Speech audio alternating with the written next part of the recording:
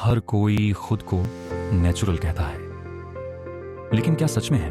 और क्या ये ड्रग फ्री कंपटीशन सच में ड्रग फ्री है?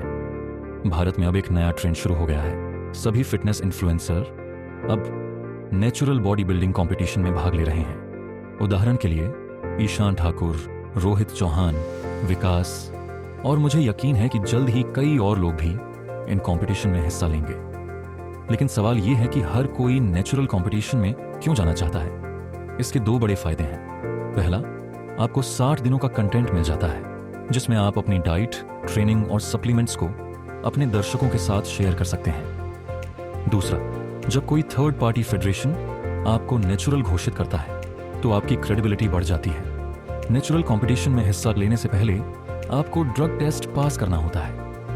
टेस्ट क्लियर करने के बाद ही आपको नेचुरल एथलीट का टैग मिलता है।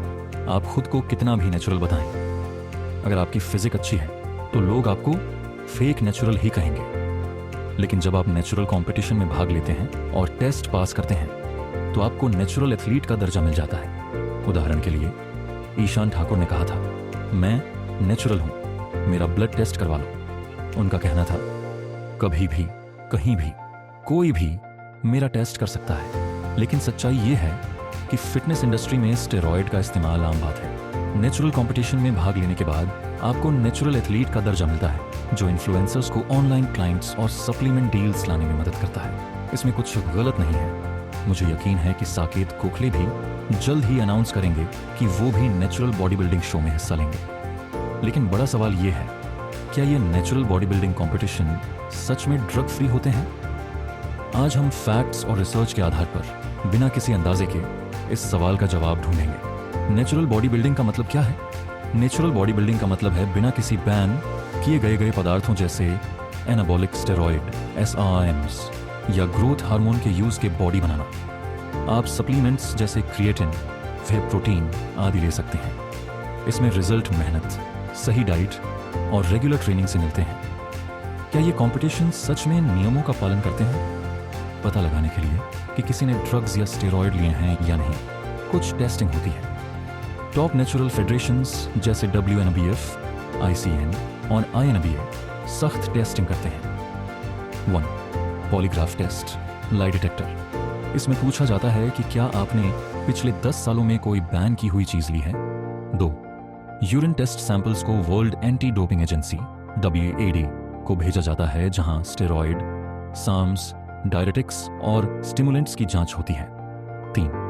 Blood test. कुछ मामलों में ग्रोथ हार्मोन और बाकी एडवांस चीजों का पता लगाने के लिए ब्लड टेस्ट भी होता है।